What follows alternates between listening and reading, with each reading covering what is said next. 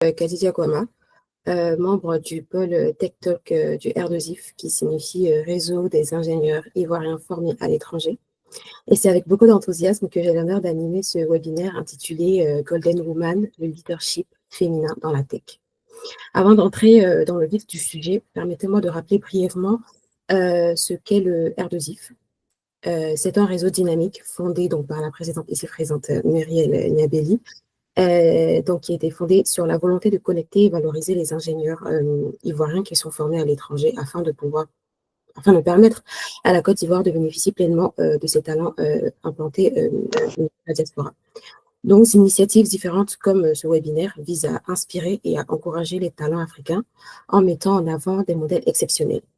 Aujourd'hui, nous avons le privilège d'accueillir donc deux femmes remarquables qui sont Madame Marie-Lucienne Nguessan et Madame Katiene Fofana, qui toutes les deux incarnent la réussite et le leadership féminin dans la tech. Alors, juste une petite présentation que je vais faire depuis mon humble point de vue, puis ensuite je laisserai chacune des intervenantes présenter avec leurs propres mots leur parcours. Corrigez-moi si je me trompe, hein, de façon humble, Madame Marie-Lucienne Nguessan est fondatrice du Centre Marée de Lumière. Elle œuvre pour l'inclusion numérique des femmes, des enfants et des communautés défavorisées en Côte d'Ivoire, avec des initiatives comme Digital au féminin ou encore Digital dès la base. Elle a impacté pas mal de vies, pour dire des centaines de vies. Également ambassadrice de Google Women Tech Makers, elle a été lauréate du prix d'excellence de la formation professionnelle dans l'IT. Et en plus de cela, elle est une influenceuse reconnue qui incarne l'engagement et l'innovation féminine. De l'autre côté, nous avons donc Madame Katiene Fofana, qui est aujourd'hui ingénieure logicielle. Elle a accumulé une expérience impressionnante chez des leaders comme Capgemini, Randstad, Digital France, et aujourd'hui au sein du groupe S2I. Elle est diplômée de l'ENSAT Lannion. Elle a su s'imposer dans des rôles super techniques et de management, contribuant donc à des projets d'envergure internationale, tout en inspirant ses pairs par son leadership et son dévouement. Donc, merci encore à vous deux d'avoir accepté notre invitation. Je vais vous permettre, d'abord, je vais faire une présentation brève du déroulé de notre rencontre qui doit pouvoir tenir sur 1 heure environ.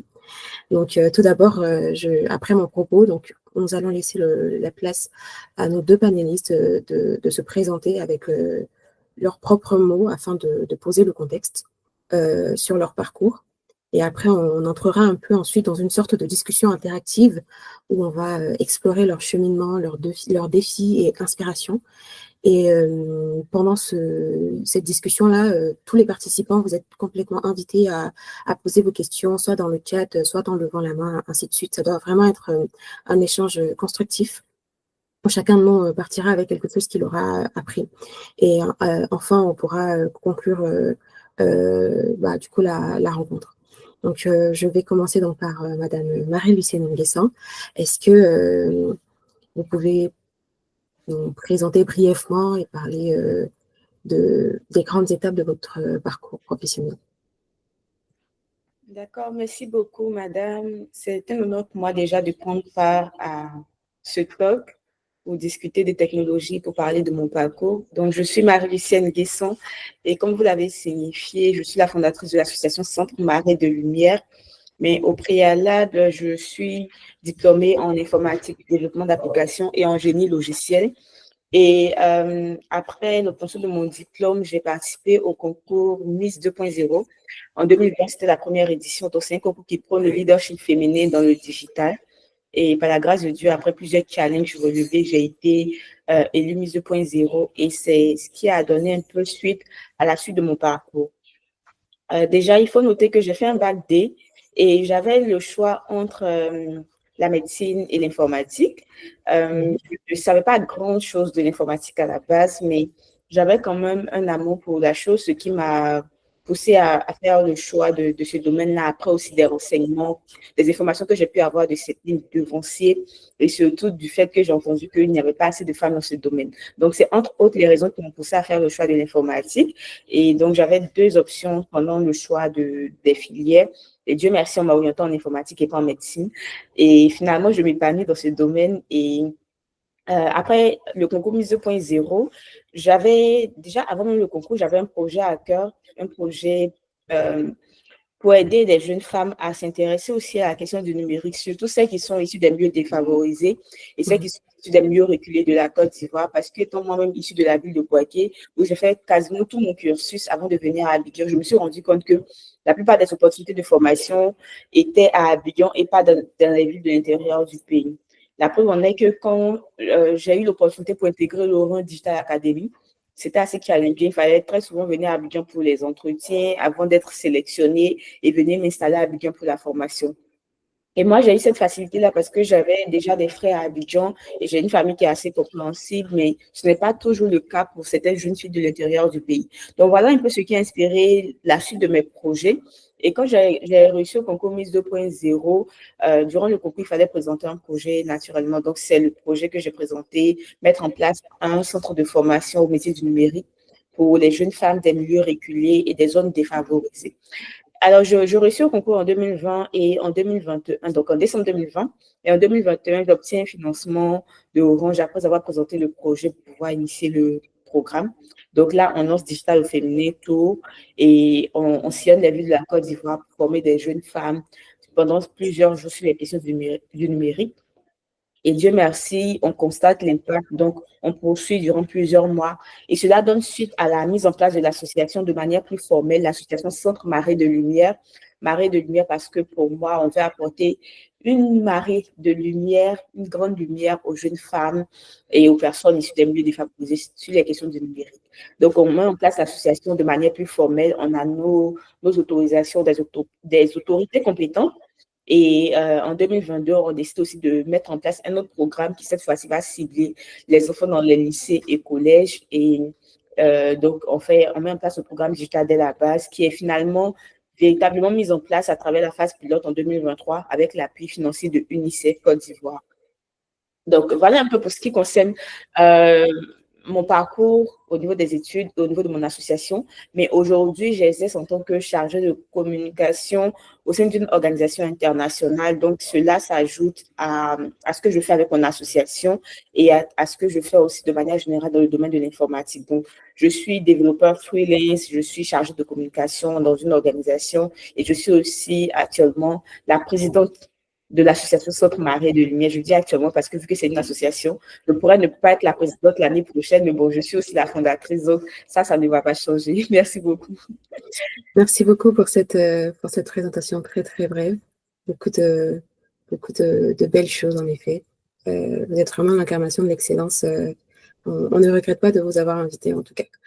À votre tour, Madame Katiane Fofana, est-ce que vous pouvez nous parler de votre parcours et de ce qui vous a amené actuellement à votre rôle chez S2I?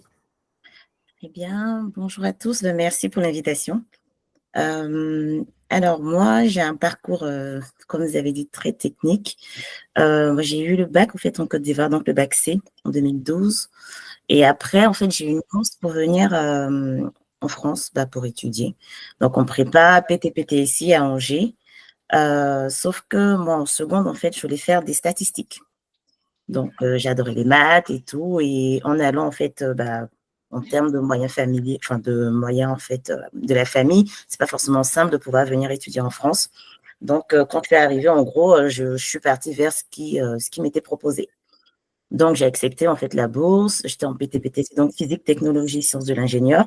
Sauf que plus j'avançais, en tout cas, dans les études, plus je me rendais compte, en fait, que ça m'avait un peu fermé les portes pour l'école, en fait, de statistique où il fallait faire MP, donc maths physique. Du coup, je me disais, bon, comment est-ce que je retombe un peu sur mes pattes? Nous, en tout cas, nos 2 premières années, à l'époque, enfin, je dis à l'époque, mais il n'y avait pas d'informatique qui était enseignée. Mais j'ai vu qu'en termes d'école d'informatique, en fait, il y avait, moi, ce qui me plaisait au niveau des stats, c'était vraiment la manipulation des données, pouvoir vraiment travailler, en fait, sur les données. Donc, je me disais, en informatique, on a un peu raccrocher les wagons, en fait, en travaillant sur tout ce qui est base de données, fouille de données massives, et etc., tout ce qu'on voit aujourd'hui en termes de big data, les données. Donc, c'est comme ça que je me suis orientée en informatique, à l'ENSAT Lannion. Donc, après mes 2 années de prépa, j'ai entamé, du coup, mes 3 années de formation d'ingénieur. Donc, c'était également en génie logiciel. Donc, informatique, du coup, ils ont renommé. Et quand j'ai commencé donc en 2014 à l'ENSAT, j'ai commencé à prendre un peu les petits pas. Enfin, j'ai commencé à faire mes petits pas, en tout cas dans le domaine informatique. On apprenait l'algorithme et en plus, nous, en fait, on était dans un contexte où il y a des personnes qui rentraient de la prépa comme nous, qui n'avaient jamais fait d'informatique, et des personnes qui venaient de l'IUT, qui déjà avaient des bases, en fait, mais très techniques, en fait, en informatique, déjà 2 ans, qui avaient même déjà fait des stages. Donc, on était un peu perdu, j'avoue, quand on est arrivé au début, il fallait quand même rattraper ce gap. Et en un semestre. Donc, c'était assez intense. Après, du coup, j'ai continué, je me suis accrochée. Donc, après la première année, la deuxième, et en troisième année, j'ai décidé de faire une alternance. Donc, plutôt un contrat de professionnalisation en termes de parcours. Et c'est là, du coup, que j'étais à l'école et en entreprise avec Capgemini à Rennes. C'était pas forcément simple comme rythme parce que du coup, du lundi au lundi, mardi, mercredi, j'avais cours. Et jeudi, vendredi, je vais être en entreprise, sachant que je ne sais pas si vous connaissez un peu la Bretagne. Lannion et Rennes, c'est 2 heures de voiture. Donc, les soirs après les cours, j'avais une petite voiture que j'avais achetée au moyen, mais avec mes petits moyens pour faire la route plus facilement. Donc, j'avais 2 heures de route. Et quand j'arrivais, c'était pas fini parce que ma mission au sein de Capgemini, c'était pour travailler pour la direction des affaires maritimes à Saint-Malo, qui est à 1 heure de Rennes. Donc, les lundis et vendredis, je faisais l'aller-retour encore, mais c'était assez usant, mais ça en valait la peine parce que à la direction des affaires maritimes, j'ai pu travailler sur pas mal d'applications, monter en compétences au niveau technique, sur les technologies. Donc, j'ai commencé en tant que développeuse sur des technologies autour du Java. Et donc, c'était vraiment un contexte métier qui était hyper intéressant dans le sens où on était en contact avec la communauté européenne pour tout ce qui était autorisation, en fait, autorisation de pêche dans les eaux extérieures. Pareil, tout ce qui était, il y avait des applications de plaisance pour les permis bateaux, par exemple. Aujourd'hui, on entend beaucoup parler de la NTS, les timbres qu'on achète et qui sont dématérialisés. Avant, ce n'était pas le cas, on achetait dans les bureaux de tabac. Mais en fait, nous, on a travaillé du coup avec le fait sur la dématérialisation des timbres avec justement la NTS. Donc, ça, c'est pour donner un peu quelques projets auxquels j'ai pu participer. Et du coup, je suis restée à Capgemini et chez ce même client de 2017, de 2016 pour mon alternance et après 2017 quand j'ai eu mon diplôme d'ingénieur jusqu'en 2021. Et là, j'ai pu évoluer en tant que développeur. J'étais développeur, j'ai pu évoluer sur les rôles de tech lead. Alors, un tech lead, déjà, on est référent technique et après, on est tech lead. Un tech lead, qu'est-ce qu'il fait? Il est responsable en fait de plusieurs développeurs au niveau technique. Donc, c'est lui qui va s'assurer que déjà, en fait, en amont de phase, il va récupérer les besoins du client, essayer de prémâcher un peu le travail techniquement, trouver des solutions techniques, les écrire, en tout cas dans le document d'architecture, et ensuite donner ça aux développeurs pour qu'ils puissent sur cette base en fait travailler. Ensuite, on est support en fait des développeurs s'ils sont bloqués sur des cas critiques. Et à la fin des développements, on s'assure que tout a été développé comme ce qu'on avait mis dans le document d'architecture et aussi au niveau de qualité, tout est OK. Puis ensuite, la livraison et toutes les étapes. Bon, je ne vais pas forcément rentrer dans le détail technique, mais on est vraiment en fait du début à la fin, techniquement, on prend soin des développeurs. Donc là, moi, c'est quelque chose, en fait, c'est un rôle vers lequel j'ai voulu me diriger parce que je voulais, en fait, je voulais pas rester tout le temps dans la technique en train de développer. Mon rôle, c'était vraiment de pouvoir prendre un peu plus de hauteur et d'avoir un peu plus d'impact sur le projet. Donc, vraiment être du début à la fin, pouvoir prendre des décisions, voir, en fait, la vue globale et vraiment intervenir là où je peux apporter mes compétences, qu'elles soient techniques ou managériales. Donc, je me dirigeais un peu vers la gestion de projet. Ensuite, en 2021, j'avais déjà fait 5 ans chez le même client, dans la même boîte. Je me disais, peut-être que ça se passe différemment autre part. Faut pas vraiment rester là à apprendre les mêmes choses, tourner en rond, parce qu'à un moment, on a nos manières de faire les choses, mais on fait toujours pareil, en fait, on commence à stagner. Donc, j'ai décidé de partir. J'aurais pu changer de projet au sein de la boîte, mais j'ai même voulu changer de boîte pour justement voir d'autres manières de travailler. Et c'est vrai que c'était vraiment différent pour le coup. Donc là, je suis arrivée chez Randstad Digital qui s'appelait OSI et qui a changé de nom l'année dernière, si je ne me trompe pas, en tant que tech lead. Et là-bas, le tech lead avait un rôle déjà un peu plus différent que celui de Capgemini. On n'était pas que sur une application, on était sur plusieurs applications. Donc là, j'ai pu travailler sur plusieurs clients même. J'ai pu travailler donc pour la RATP, CUP, la Cité internationale universitaire de Paris, Orange et également Thales. Donc Thales, c'était Thales RCS pour les parkings notamment. Je ne sais pas si vous avez fait attention. Moi, avant, je ne faisais pas attention. Quand je payais en fait aux bornes de parking, c'était écrit Thales. Aujourd'hui, c'est Hitachi. Ils ont été rachetés par Hitachi, mais du coup, je ne savais pas que c'était eux qui faisaient les parkings. Donc, j'ai participé en fait au développement de ces différents projets. Donc, j'avais commencé en tant que tech lead. Après, je suis passée sur un rôle qu'on appelle Scrum Master, mais ça, c'est plus pour les agilistes. C'est par la méthode agile dans Scrum. Et tout ça, ça s'inscrivait bien dans mon rôle en fait d'évolution vers la gestion de projet, notamment sur Thales et Orange, qui étaient mes 2 gros projets en fait à Randstad Digital. J'ai été justement chef de projet. Excusez-moi, je vous interromps un tout petit peu. Est-ce que pour notre public qui est plutôt, on va dire, profane, il y a un mix entre des personnes qui s'y connaissent et d'autres qui ne s'y connaissent pas. Est-ce que vous pouvez donner, par exemple, détailler, parce que si c'est possible, hein, bien sûr, parce que souvent, les projets peuvent être en greffe protégés par le secret professionnel. Mais est-ce que pour le projet sur les parkings, vous pouvez donner expliciter un peu en quoi votre projet il a consisté et qu'est-ce que ça a changé dans l'utilisation des parkings aujourd'hui. Comme ça, ceux qui ne s'y connaissent pas, ils comprendront mieux le rôle que vous allez jouer. Merci. Avec plaisir. En fait, aujourd'hui, on entend beaucoup parler de tout ce qui est mobilité douce, en fait, en termes de... dans les îles, on voit qu'on nous enlève, qu'on essaie d'aller vers l'utilisation du vélo, l'utilisation des trottinettes et de laisser un peu plus la voiture.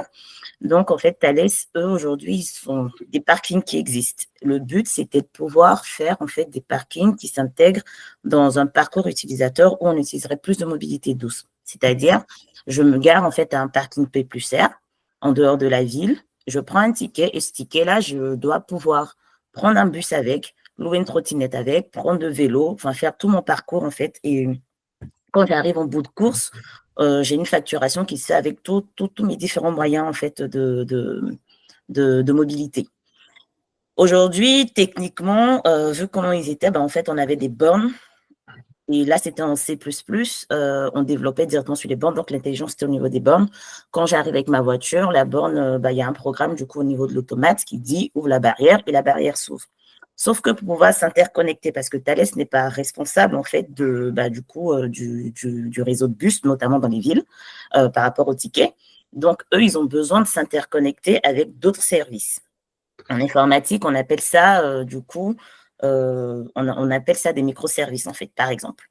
Donc, l'idée, c'était de changer la manière de développer, de sorte à pouvoir extraire l'intelligence des bornes et de pouvoir les mettre, je ne vais pas dire que c'était un cloud, mais de pouvoir les mettre à un haut niveau, de sorte à pouvoir les connecter de manière décentralisée avec les autres services et ne pas rester juste au niveau des bornes parce que les bornes, elles connaissent que leurs voisins en fait bornes et pas juste d'autres parkings ou d'autres services encore moins.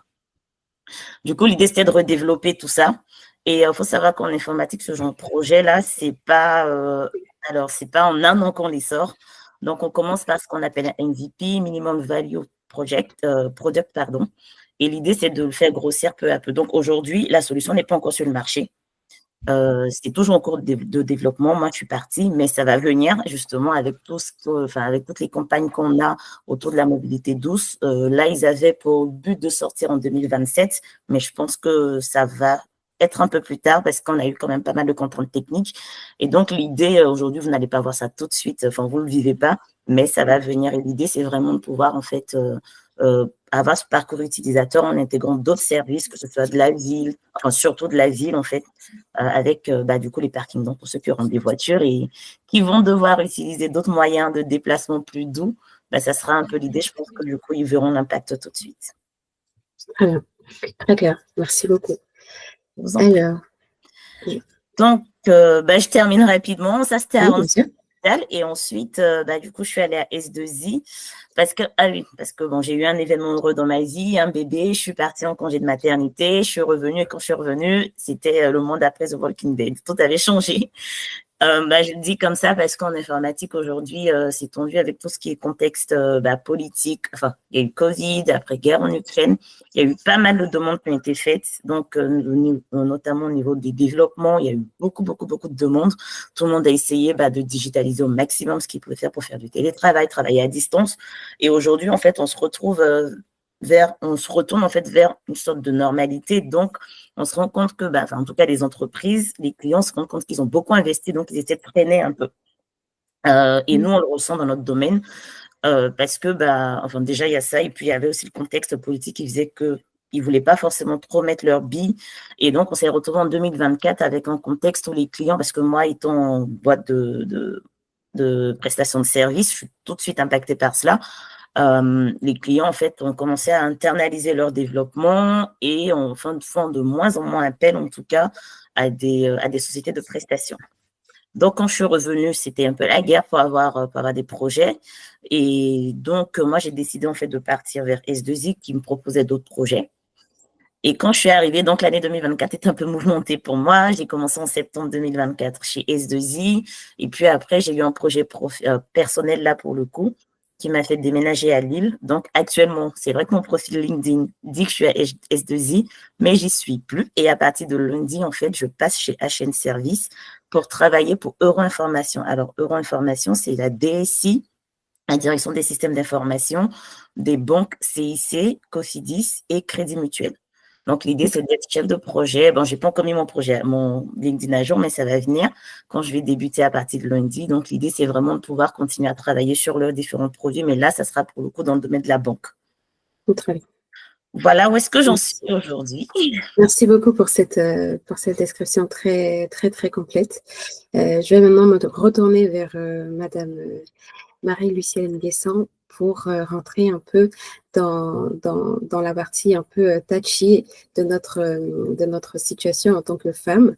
Est-ce que vous, en tant que femme, pour Marie-Lucienne, donc la question, est-ce que vous avez rencontré des moments particulièrement décourageants ou des obstacles qui potentiellement pourraient être liés à déjà à l'ensemble de vos projets, et ensuite, est-ce que certains de ces obstacles-là ont été liés à votre condition de femme? D'accord, merci beaucoup. Déjà, avant de répondre à la question, je voudrais féliciter Madame Fofana pour ce brillant parcours. J'étais très, très captivée par tout ce parcours-là, par toutes ces expériences qu'elle a pu acquérir. C'est assez inspirant de voir des jeunes femmes dans la tech. Nous ne sommes pas très nombreuses, donc c'est toujours un plaisir de voir qu'il y a certaines qui se démarquent et qui n'hésitent pas à chercher à gagner de l'expérience, à passer d'une entreprise à l'autre pour apprendre de nouvelles choses. En tout cas, bravo à vous. Sinon, pour répondre à la question de savoir quelles sont les difficultés que je rencontre déjà dans mes projets et en tant que femme, je dirais que les défis font partie de la vie de tous les jours. Donc, si je dois revenir un peu plus en arrière, moi, mes défis, c'était déjà pendant que j'étais étudiante. Je pense qu'il y a Mme Fofana qui en a un peu parlé de la question des moyens financiers. Et moi, ça a été l'un des plus gros défis de ma vie, mais qui, Dieu merci, ne m'a pas arrêté durant mon parcours. Donc, l'un des défis que j'avais, c'était quand j'étais à Boaké.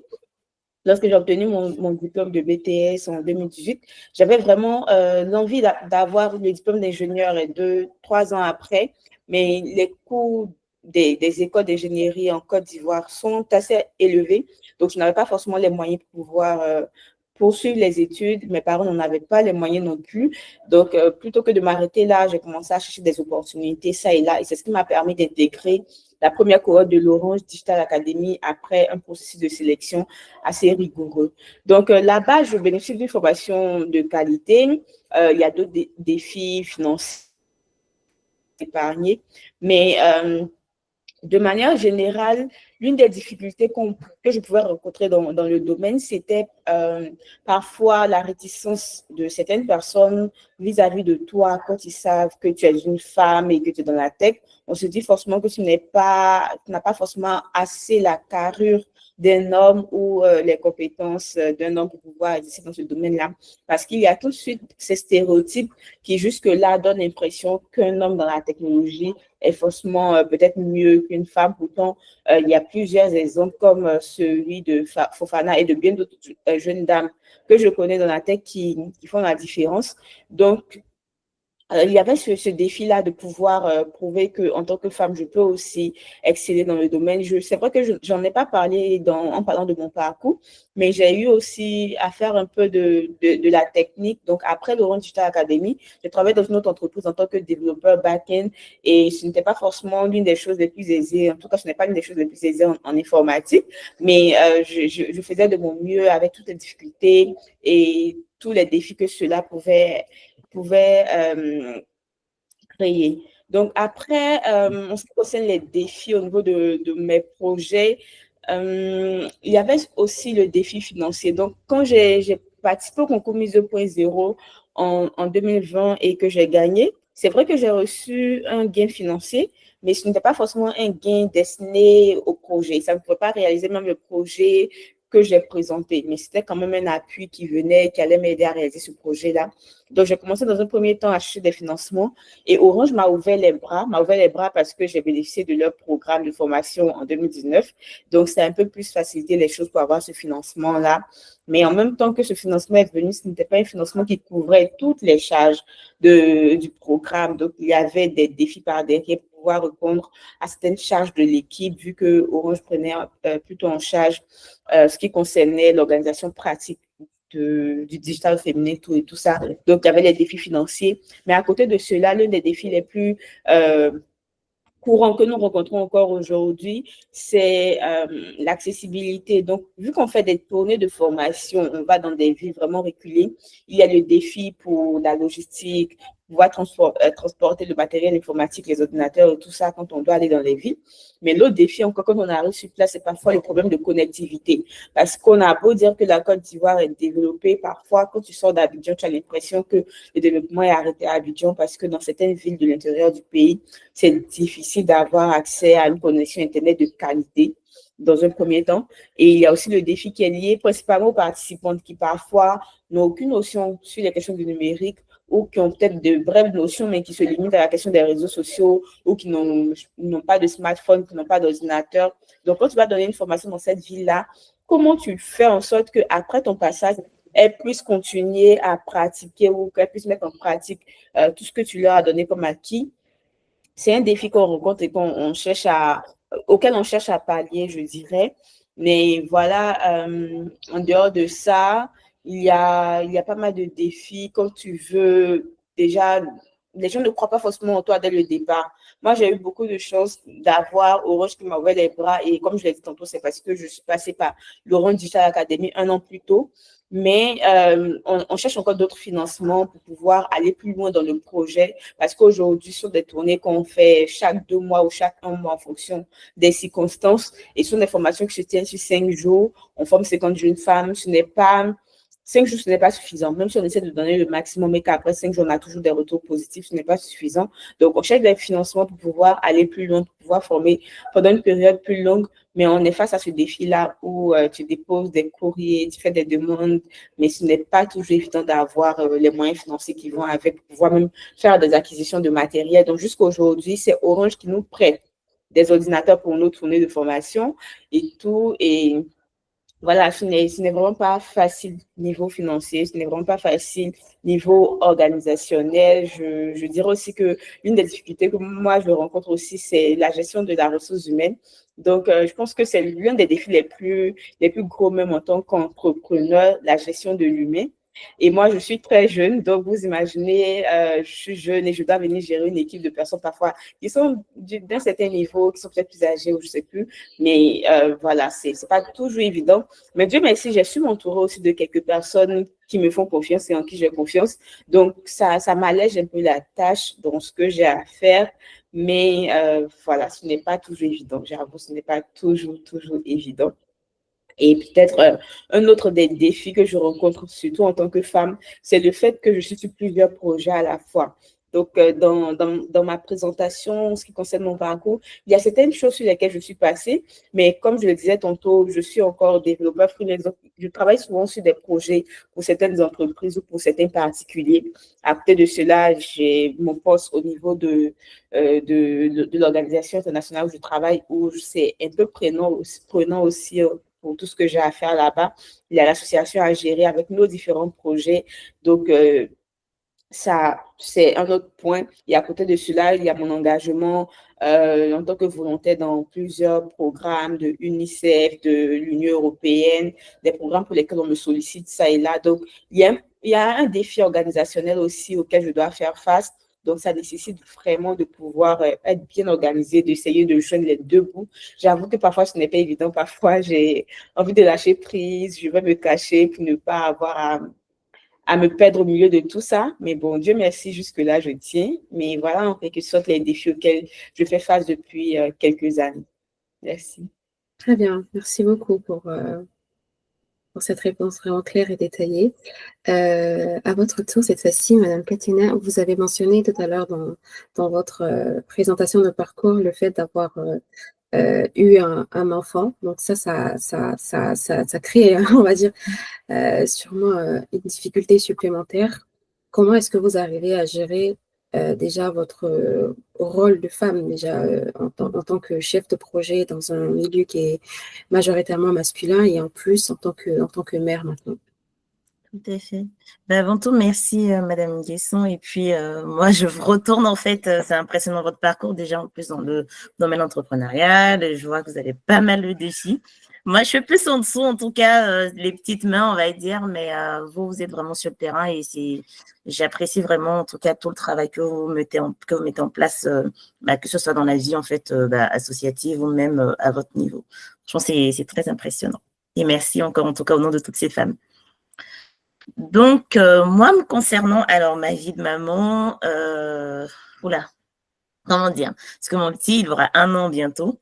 Donc, ça a été une année qui n'était pas forcément simple. Comme je disais déjà, je vais commencer par celui-là. Après, je reviendrai en fait sur les défis même que j'avais eu même en tant qu'étudiante. C'est que quand il est né, après, toute femme, on part en congé de maternité. Avant de partir, déjà, faut assurer. Il faut former des personnes qui vont du coup nous remplacer. Moi, pour la petite histoire, à la base, je devais accoucher en décembre et je suis partie fin octobre. Donc, j'avais encore mon gros ventre devant moi et malgré ça, je continuais à former en tout cas la personne qui me remplacerait. Bon, là, jusque-là, c'était plutôt simple. J'étais toujours dedans, mais c'est vraiment pas évident quand on revient, surtout dans un domaine technique. Parce que dans le domaine technique, c'est la pratique en fait. C'est la pratique. Quand on revient, il y a un moment, surtout en tant que développeur, même tech lead, en fait, au-dessus, même chef de projet, on est dedans, on a nos réflexes, voilà, on sait comment on fonctionne, on maîtrise tout au niveau du projet, on a une bonne vision, on est à jour. Et puis, quand on part, moi, je suis partie du coup en fin octobre et je suis revenue début mars. Donc là, pour vous dire que 4 mois après, il y a beaucoup de choses qui ont changé. Déjà, pour commencer, comme je disais, il y avait le contexte, en fait, qui faisait qu'il n'y avait plus assez de missions. Donc moi, le fait d'avoir été sortie, on va dire, du circuit, c'était pas, ça m'a pas forcément facilité, en fait, la vie pour revenir et pouvoir prouver que, en fait, pendant 4 mois, j'ai pas oublié, je suis toujours méritante et que je peux gérer, en fait. En plus, quand on revient, en France, ici, ils ont... Alors, je ne sais pas si c'est plus un avantage ou un inconvénient, mais il y a la vie familiale qui passe vraiment beaucoup avant. Donc, de temps en temps, on sent que, on nous laisse le temps de pouvoir bien s'organiser avec le petit. Ils sont très conciliants. Quand il y a pas mal de choses qui concernent l'enfant, notamment la nounou, la crèche et tout, ils sont très arrangeants. Par contre, quelque part, en fait, on a un peu ce sentiment, mais là, je parle plus de ressenti pour le coup, que vu qu'on est maman, en fait, je dirais pas qu'on nous fait plus confiance, mais on nous dit, peut-être qu'on nous cajole trop, peut-être qu'on nous fait comprendre que, en fait, là, tu n'es peut-être pas prête à reprendre à 100%, on essaie peut-être de nous aménager, alors que moi, je suis le genre de personne qui a besoin de travailler. J'ai besoin tout de suite de m'y remettre. Déjà, pour reprendre confiance en soi, je pense que c'est un peu le cas de tout le monde. Quand on est dedans, on voit qu'on y arrive, on gère.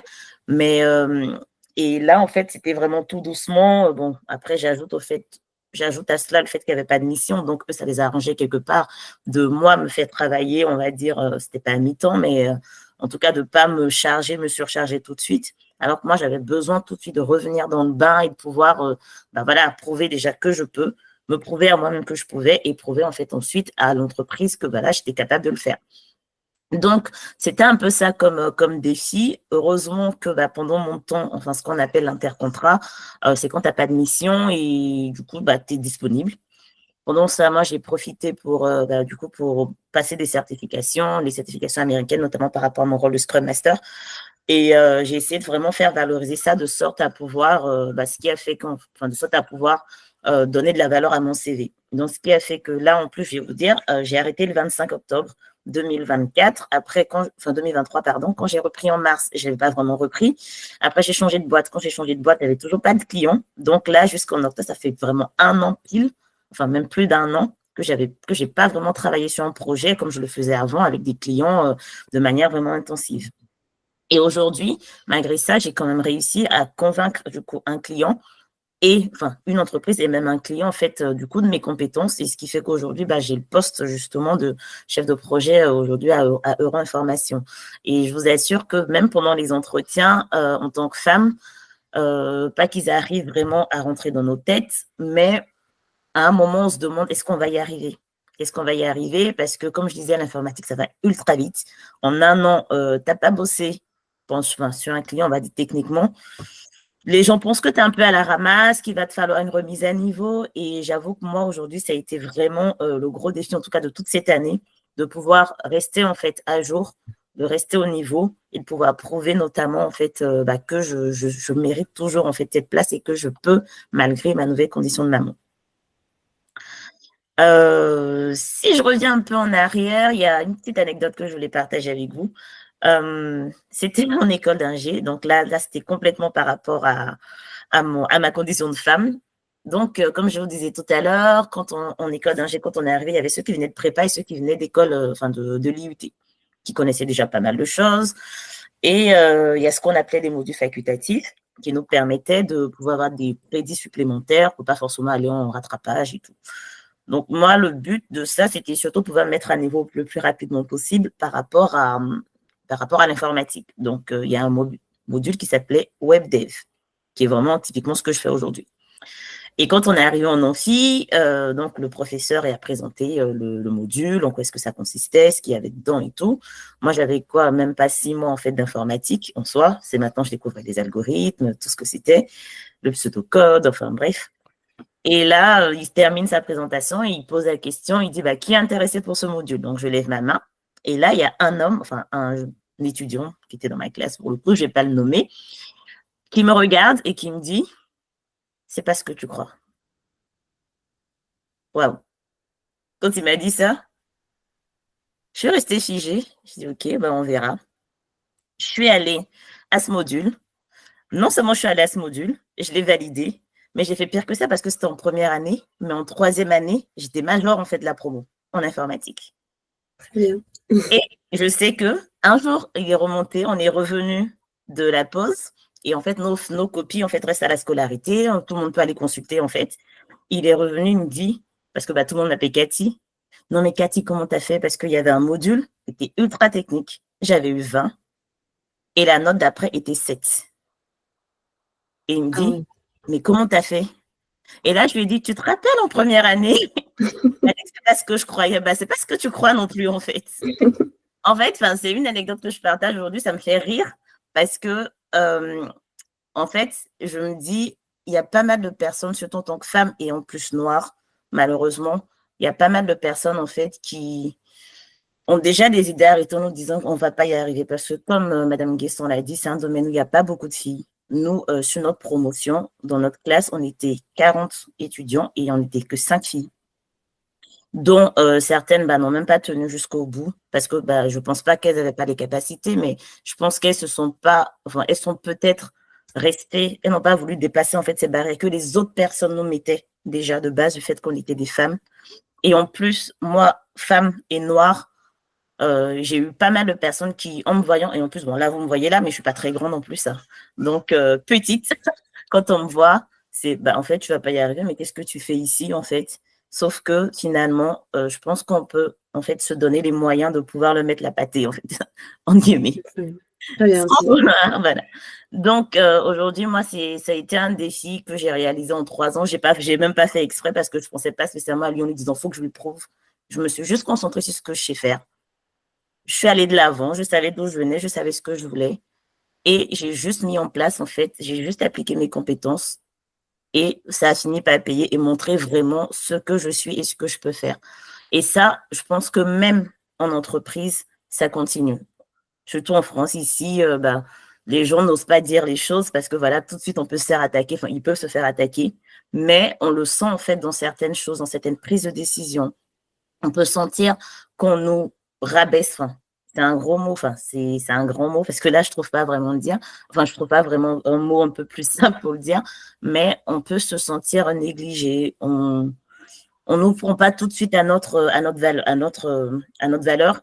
Et moi, je me dis, en tout cas, aujourd'hui, les femmes, foncez, ne regardez pas ça. Et en plus, faut même pas se mettre la pression en se disant, je vais leur montrer. Parce que quand vous allez briller par vous-même, votre lumière va les éblouir en fait toute seule. Vous n'aurez rien à faire. Juste restez vous-même.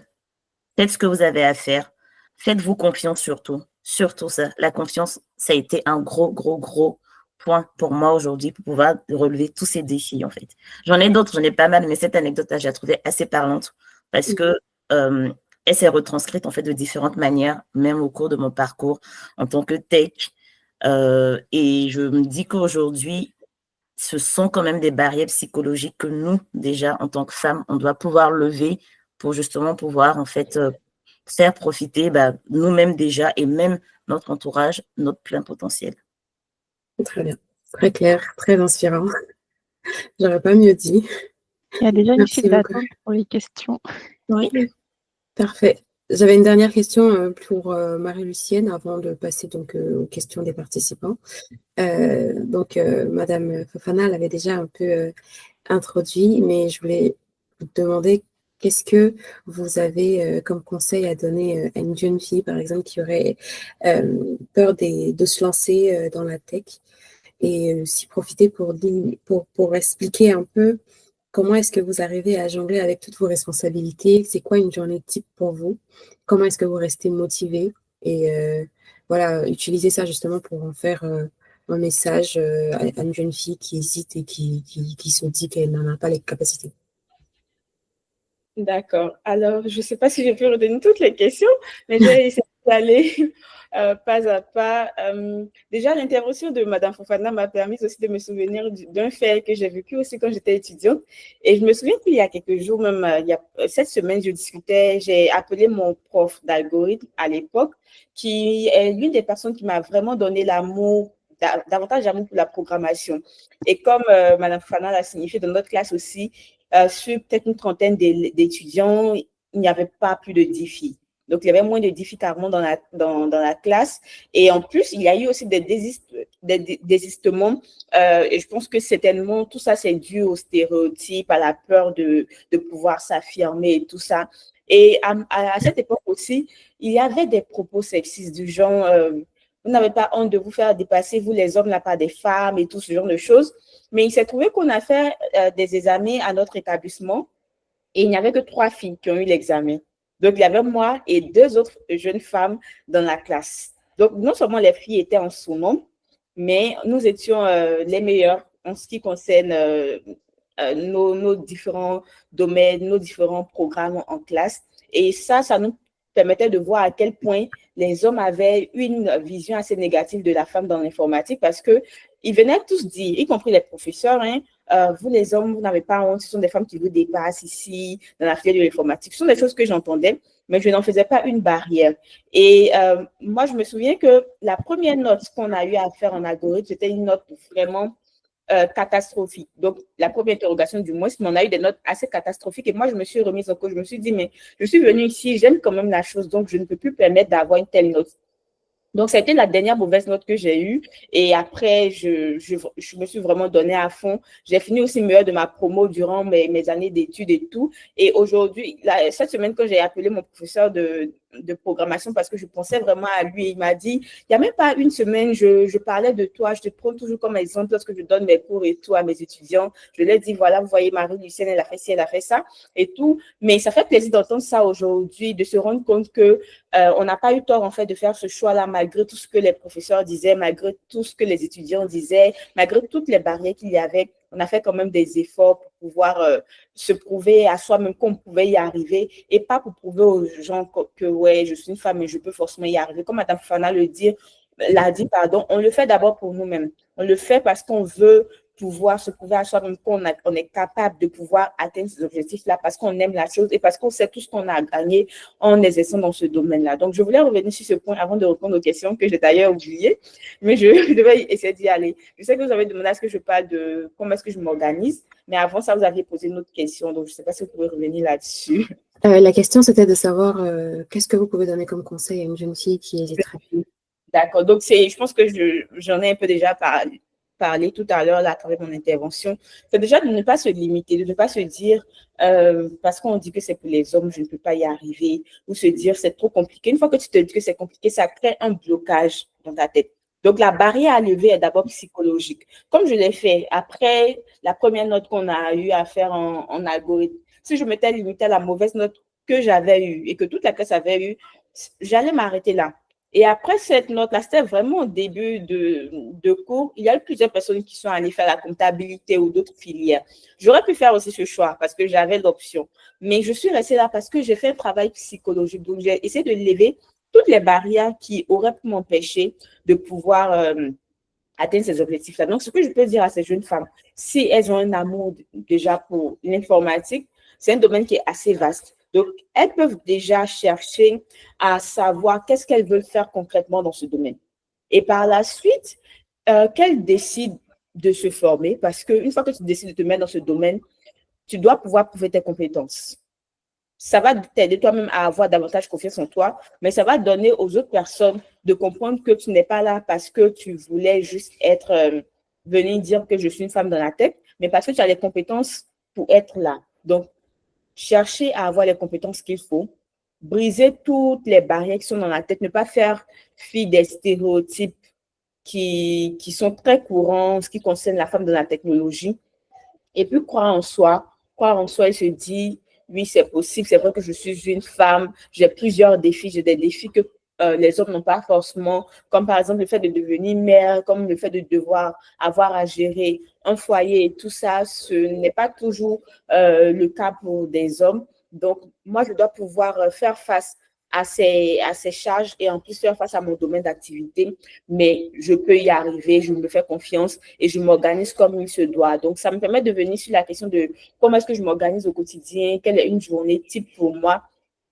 Donc, en termes d'organisation, je suis une personne qui aime bien s'organiser. Donc, je commence à m'organiser déjà. Je prendrai un cas typique d'une année. Donc, en fin d'année, déjà, je fais un bilan de mon année écoulée et ça me permet de planifier en même temps tout ce que je souhaite faire, tous les objectifs que je souhaite atteindre au cours de la nouvelle année. Donc, ça me permet de planifier sur chaque trimestre tout ce que je dois faire pour tel ou tel projet. Je sais qu'il y aura forcément des imprévus, mais je planifie déjà dans un premier temps parce que je me dis, quand on est bien planifié, c'est plus facile de gérer les imprévus. Donc, je fais ça dans un premier temps et par la suite, au fil des semaines et des jours, je m'organise. Donc, en début de semaine, ou du moins, en début de semaine, le dimanche, je dirais, si je dois considérer que la semaine commence par le dimanche. Donc, je planifie sur la semaine en faisant la liste de tout ce que j'ai à faire pour chaque projet. Donc, je vais par exemple prendre l'organisation où je travaille. Quelles sont les tâches que j'ai à faire là-bas qui sont les plus urgentes? Je vais les noter. Pour mon association, qu'est-ce que je dois faire comme tâche là-bas? Je vais les noter et je ne suis pas la seule à y travailler. Donc, je regarde quelles sont les tâches que j'ai déléguées ou que je vais déléguer et comment est-ce que je vais faire le suivi de ces tâches-là pour voir comment est-ce que les personnes avec qui je collabore pourraient évoluer aussi sur ces tâches. Et par la suite, donc, je le fais pour tous les projets sur lesquels je travaille, pour mon engagement et tout ça. Et en semaine, j'essaie vraiment de me concentrer. C'est vrai qu'il y a les réseaux sociaux aujourd'hui qui font que très souvent, nous sommes dispersés entre mille et une choses, mais j'essaie vraiment de mettre une certaine limite en ce qui concerne mon utilisation des réseaux sociaux. Donc, beaucoup de personnes pourraient le constater, même s'ils ont l'impression que je suis assez régulière sur les réseaux sociaux, je vais très souvent, je fais un post et je disparais. Donc, je peux revenir plusieurs jours après pour répondre aux commentaires, ce qui fait que parfois, je rate des messages parce que je ne suis pas très régulière sur les réseaux sociaux. Déjà, désolée parce que vous m'avez laissé plusieurs messages sur LinkedIn et je n'ai pas très vite vu parce que j'ai fait des posts et je suis sortie de là. Je suis revenue peut-être plusieurs jours, semaines après pour venir voir les commentaires, les messages. Ça peut me faire rater des choses par moment. Mais parfois, il y a des périodes où j'ai tellement de choses à gérer à la fois que je préfère ne pas aller scroller sur les réseaux sociaux. Donc, je vais juste faire un post et je disparais. Je reviens après. Je scrolle juste quelques minutes. Mais c'est vraiment une discipline que j'essaie de m'imposer. Ce n'est pas toujours évident.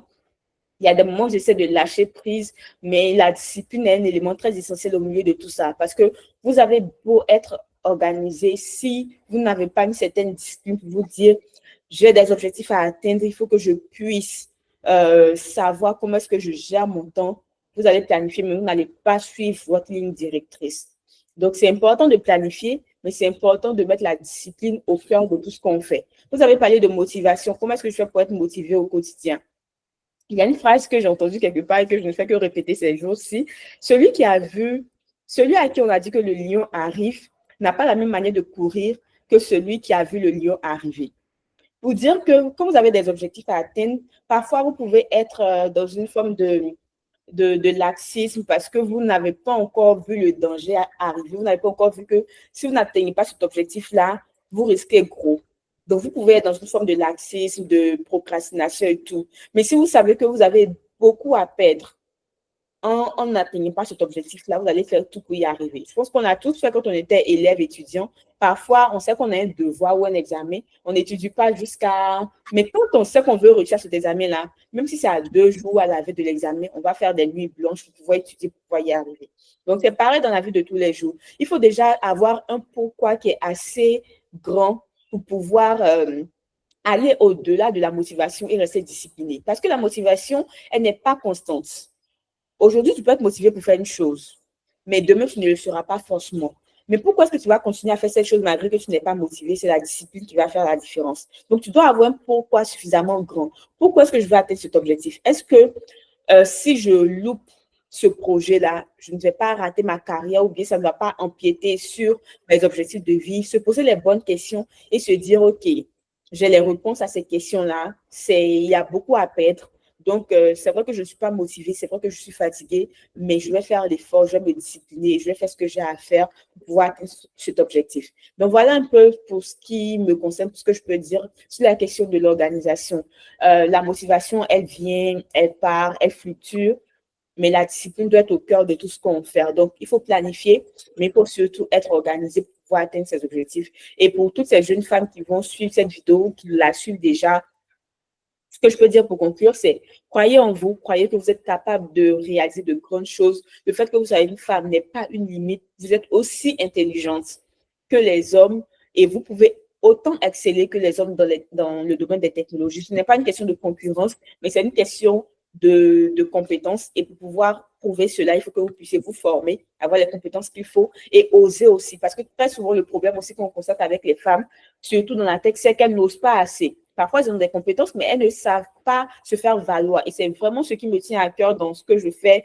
Même quand on va faire les formations du digital féminin, tout, il y a toujours un aspect de développement personnel. Parce que pour moi, c'est très important, au-delà des compétences techniques, de savoir se faire valoir, de savoir faire montre de ce qu'on sait faire. Donc, c'est très important en tant que jeune femme, vous qui m'écoutez, en plus d'avoir les compétences techniques, de savoir vous vendre aussi, pouvoir bien vous positionner sur le sujet et aussi donner aux autres d'avoir confiance en vous. Donc, merci et puis je reste à l'écoute des questions. Très clair. Merci beaucoup. C'était très inspirant en effet. Parfait.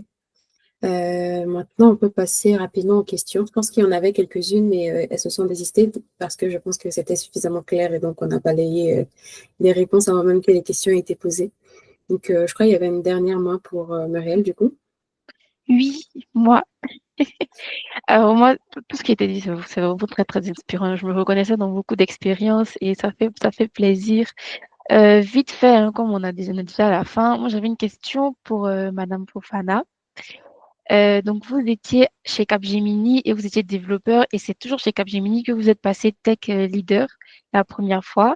Et moi, c'était pour savoir, vous étiez dans un domaine très technique. Comment est-ce que vous avez fait pour faire ce passage-là? Comment ça s'est passé? Est-ce que vous avez dû prouver que vous avez d'autres compétences que les compétences techniques? Voilà, donc c'est un peu cette question. Merci pour la question. Oui, alors moi, mon passage en tant que tech lead a été rapide. La preuve, quand je suis arrivée même à Randstad Digital, ils m'ont dit, bah, t'as que 6 ans d'expérience, c'était déjà tech lead, enfin 5 ans même. Ils étaient assez étonnés, sachant que les tech leads là-bas avaient dû avoir 10 ans d'expérience avant. Donc, même moi, je me disais, oh là, est-ce qu'on est sûr que je suis vraiment tech lead? Parce que ceux-là, ils ont l'air d'avoir passé beaucoup de temps à le devenir. Enfin, pour répondre en fait à votre question, alors donc j'ai commencé en tant que développeur. Et en fait, ce qui était important de montrer, c'est qu'en fait, il y a plusieurs types, surtout dans le développement, il y a plusieurs types de personnalités, on va dire. Donc, il y a des personnes en fait qui seront qu'on caractérise entre guillemets de geeks, qui seront toujours en fait, voilà, enfermés sur leur PC et qui veulent pas en fait aller voir ce que les autres font. Ils seront, bah, tu me donnes une tâche technique, je la fais, point barre. Et puis, il y en a d'autres, et moi, ça, c'est ce que j'ai vraiment essayé de développer, c'est de m'intéresser, en fait, tout de suite à ce qui se passait, en fait, ailleurs. Même quand il y avait des tâches, en fait, qui n'étaient pas les miennes. L'idée, c'était que lorsque j'avais les miennes, de bien voir le contour, le périmètre, et de voir, en fait, ceux qui étaient impactés ou ceux qui pouvaient impacter, en tout cas, ma tâche. Donc, déjà, en fait, je sortais un peu du cadre de ce qui m'était confié techniquement, bah, quand j'avais un chef de projet, et j'allais m'intéresser, bah, justement, essayer de voir un peu plus large. C'était pas aussi large qu'un chef de projet, mais de pouvoir voir tout de suite les impacts, lorsque je vais modifier un code, de pouvoir faire des tests et puis alerter mon chef de projet en disant, attention, ce que j'ai fait là, je pense que ça peut avoir un impact sur telle partie et qu'on puisse anticiper. Parce que justement, comme Madame Guesson le disait, en tant que chef de projet, aujourd'hui, je dis, c'est beaucoup l'organisation, l'anticipation aussi. Donc, ça vient avec la planification, notamment, et le fait de pouvoir s'adapter. Donc, réagir assez rapidement, en tout cas, lorsqu'on a un problème, en tout cas, qui survient, de pouvoir mettre à jour sa planification, ne pas rester vraiment figé sur son planning du début. Donc, pouvoir être, on appelle ça être agile, vu que tu es un peu dans la communauté agiliste, mais c'est vraiment tout ça. Et donc, moi, déjà en tant que développeur, j'essayais vraiment de pousser, de faire des choses vraiment très proprement. Et là, pour le coup, j'avoue que j'ai eu quand même pas mal de chance parce que j'avais une chef de projet sur l'un des projets. C'était une femme. Et elle, lors de mes évaluations, en fait, elle a pu remarquer ça, en fait. Elle a dit, bah, en fait, contrairement aux autres développeurs, quand elle travaille, en tout cas, elle nous alerte tout de suite sur tout ce qui est autour. Elle n'est pas que sur sa partie technique, quitte à ce qu'on aille en production et qu'on voit que, ah ben, en fait, ce que tu as fait là, ça a eu une petite régression sur notre partie. Donc, c'est en fait ce côté qui, moi, en tout cas, pour moi, était naturel, qui a pu être mis en avant et même, que j'ai réussi à le prouver presque naturellement, on va dire, auprès de ma chef de projet et qui aujourd'hui, qui a fait qu'elle s'est dit, bah, si on la met en fait un peu au-dessus, elle pourra vraiment combler en fait les trous du coup des autres développeurs et pouvoir être un peu le lion de sorte à ce que tout puisse fonctionner parce que en développement, ce qui se passe, c'est que bah, quand on a développé un site, c'est pas une personne qui vient faire tout de A à Z. On fait des cas d'usage en fonction de la méthodologie, mais en tout cas, on divise le travail en plusieurs choses et après, à ce qu'on appelle l'intégration. Donc, à l'intégration, bah, on intègre, on fait toutes les parties et elles doivent fonctionner les unes avec les autres. Et quand on finit des mois de développement, une fois de plus, bon, c'est pas forcément en agile, mais quand on finit des mois de développement et qu'on intègre et qu'on voit que bah, les choses ne se télescopent pas bien avec les autres, ça demande encore plus de boulot. Des fois, revenir sur ce travail-là, c'est plus usant que de reprendre en fait. Donc, c'est vraiment quelque chose en fait qui, moi, tout de suite, auquel j'ai tout de suite fait attention et qui a fait ressortir un peu ce côté où j'avais la possibilité, j'ai montré en fait ma capacité à pouvoir prendre du recul et à pouvoir avoir en fait une vision un peu plus au-dessus que ce qui m'était confié. Et donc, même comme disait Madame Guesson, c'est vraiment en termes de compétences, déjà les avoir, mais pouvoir les montrer. Faire valoriser ses compétences, c'est très compliqué. Il y en a que j'ai connus, qui étaient même en tant qu'hommes ou femmes, qui étaient très compétents techniquement, même plus que moi en fait. Mais dans la restitution, comment le faire remonter, comment utiliser ses compétences, être proactif en fait. Utiliser tes compétences, pouvoir tout de suite dire, attention, je vois quelque chose là qui peut venir. Est-ce que, même si on se trompe, des fois on arrive en tant que même stagiaire, c'est sûr, il y a des choses quand on voit, on sort de l'école, On a l'impression que nous, on va révolutionner en tout cas ce qui a été fait. On peut se tromper. C'est clair, mais il ne faut pas avoir peur de se tromper, en fait, parce qu'on ne fait qu'apprendre. On peut se tromper, on peut se dire, on peut venir dire, bah, ça a été fait d'une manière, mais est-ce que ce serait pas mieux de faire ça comme ça? Les autres vont te dire, bah, c'est comme ça que ça fonctionne. Bon, toi, tu n'as peut-être pas tout, mais au moins, tu apprends. Et si tu ne te trompes pas, bah, tu montres en fait que tu as un esprit critique, que tu n'es pas juste venu pour suivre et faire des choses techniquement de sorte à ce que ça pète un peu plus loin. Donc, l'idée, c'est de pouvoir, en fait, au-delà même des compétences techniques, pouvoir faire ressortir non seulement ce genre de compétences qui sont plus du savoir-être et de pouvoir mettre ça, enfin, le montrer. Et le montrer, c'est un exercice très compliqué, mais ça vient avec le temps. Et c'est la confiance, la planification, l'organisation, en fait, du coup, qui font que on arrive à finalement exprimer cela et pouvoir le montrer aux autres sans avoir besoin de faire plus d'efforts que ça. Oui. Ok, je vois que là, on vient de légèrement dépasser le temps. On va prendre une autre question. Zainab, je pense. Oui, de Zainab Traoré, si vous voulez. Oui, d'abord, je remercie Madame Fofana et Nguesson pour cette belle intervention. J'avais une question pour Madame Fofana. Maintenant, je vois que avec l'émergence des outils AI, il y a des gens, on peut créer des sites internet par nous-mêmes et parfois sans compétences techniques et tout. Comment est-ce que vous arrivez à vous adapter à cette tendance? Alors, là, la réponse est simple. En fait, normalement, l'IA, c'est pas, je sais que, il y a pas mal je dirais pas de pub, mais il y a pas mal, en fait, de posts, en tout cas, qui concernent, en fait, l'IA. L'IA, faut savoir que ça sera pas, en fait, un robot, ça sera pas quelque chose qui va se développer seul, qui va se maintenir seul. L'IA fait ce qu'on dit. Il y aura, en fait, je pense, ça c'est personnel, je pense qu'il y aura, dans les années à venir, un changement. C'est sûr que les développeurs ont pu aller coder ligne par ligne. Aujourd'hui, il y a des robots, quand on prend ChatGPT par exemple, qui t'écrit des lignes de code, en fait. Tu lui dis ce que tu veux, ça fait ton boulot. Et je sais que ça fait extrêmement peur, surtout dans notre domaine, parce qu'on se dit que ça va nous remplacer. Mais l'idée, en fait, c'est de pouvoir prendre ça et de voir, en fait, nous, à quel moment on peut agir. C'est-à-dire, déjà, ne pas rester, en fait, sur ses acquis. C'est pour ça qu'il faut toujours progresser dans l'informatique. Prendre ce qui arrive et toujours monter en compétences. Moi, c'est ce que je conseille pour ne pas être dépassé déjà et ne pas rester, en fait, parce qu'il y a certains métiers, malheureusement, qui seront remplacés. C'est l'évolution de la nature humaine. Et donc, en fait, ils seront remplacés, oui ou non, ils seront faits différemment, j'ai envie de dire ça.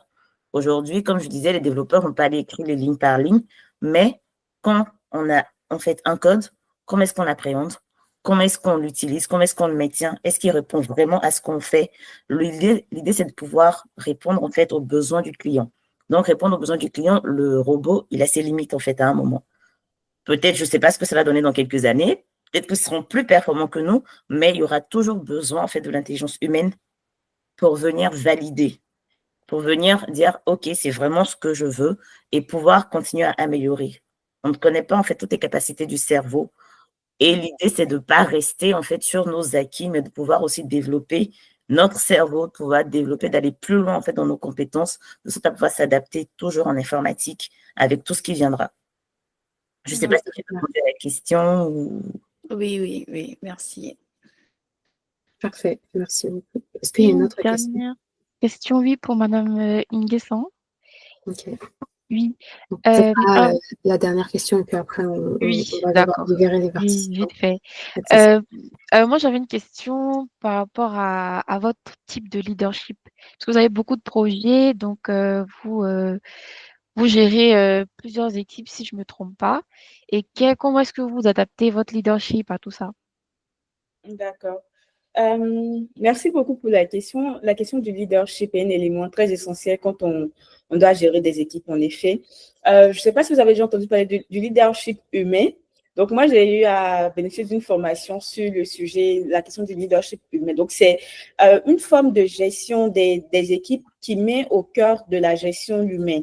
Donc, c'est vrai qu'on a des projets à gérer et tout ça, mais on met vraiment l'humain au centre de tout ce qu'on fait au point où on ne se met pas au-dessus des personnes avec qui on collabore au point de donner l'impression de ouais, c'est moi la boss et tout. Je fais toujours cette bagarre avec les membres de mon équipe. Ils m'appellent boss et tout. Maintenant, ils le font pour me taquiner parce qu'ils savent que je ne suis pas très à l'aise avec ça. En fait, je collabore avec les membres de mon association comme étant moi-même employée de l'association, pas en tant que ouais, la super présidente, la fondatrice et tout, qu'on ne peut pas approcher. Donc, je suis vraiment très flexible en ce qui concerne les équipes avec qui je travaille, mais il y a en même temps la rigueur qui va avec. Donc, j'essaie de jauger entre flexibilité, entre humanité, en ce qui concerne ma manière de leur parler, ma manière de gérer nos projets, et en même temps rigueur, parce qu'on doit atteindre nos objectifs. Parce qu'une chose est de vouloir être assez ouvert ou assez flexible avec les membres de son équipe, mais une réalité est là, il y a des objectifs à atteindre. Et malheureusement, très souvent, lorsqu'on n'arrive pas à bien canaliser notre manière d'être ouverte ou d'être flexible avec les équipes, certains peuvent lésiner sur les projets et on peut ne pas atteindre les objectifs. Ce qui fait qu'il faut quand même une dose de rigueur, mais pas le genre de rigueur qui vient taper sur la table ou qui se joue les compliqués. Vraiment, je pense que les membres de mon équipe pourraient témoigner. Je ne suis pas la personne la plus, je peux dire, la plus facile à vivre, mais je ne suis pas aussi une personne compliquée qui va venir mettre des bâtons dans les roues des personnes avec qui je collabore.